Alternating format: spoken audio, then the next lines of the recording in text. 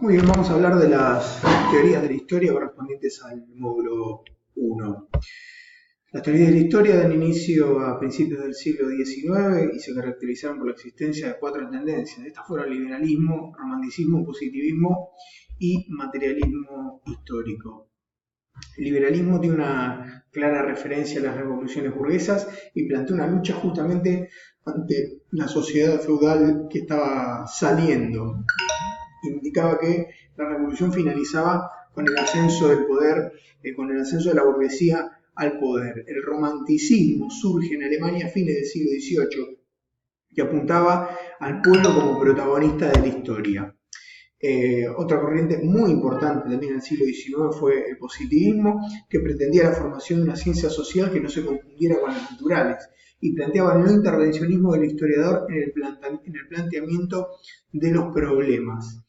La otra tendencia fue el materialismo histórico, que se manifestaba en tres campos del saber: la filosofía, el análisis del sistema capitalista y las ciencias sociales. Surgió como una reacción al sistema de relaciones sociales y estudió las sociedades a través del tiempo.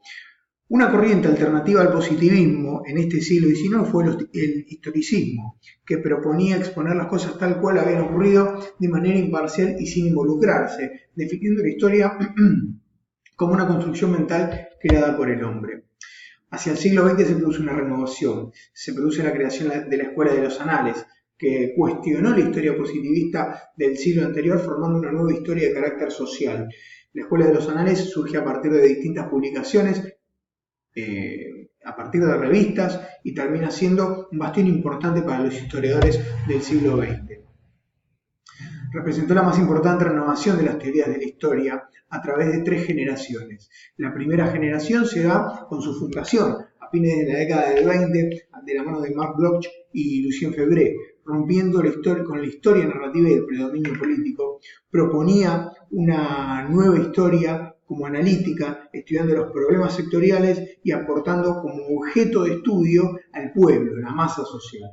La segunda generación se da a partir de la década del 50 proponiendo tres reflexiones: la epistemológica, las bases estructurales y la ampliación del concepto hecho histórico y tiempo histórico. Propone tres clases de tiempo histórico: el tiempo corto, que son los acontecimientos que poseen un lapso temporal breve; el tiempo medio, conjunto de factores que se caracterizan en un determinado tiempo histórico; y después el tiempo largo, que subsiste por debajo de los acontecimientos.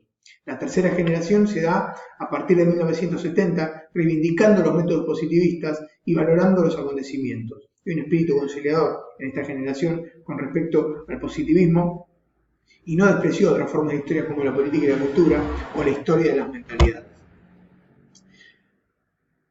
Hay a su vez tres teorías de especialización en este siglo, que son la historia de las mentalidades, la historia demográfica y la historia económica.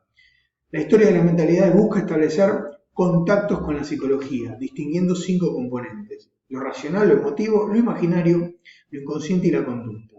La historia demográfica da la utilización de fuentes seriales, los censos de población y registros vitales y el enfoque metodológico. Mientras que la historia económica es el estudio de la economía del pasado y la rama de la economía que estudia los hechos del pasado a la luz del análisis económico. Hasta aquí hemos visto las teorías de la historia correspondientes al módulo 1.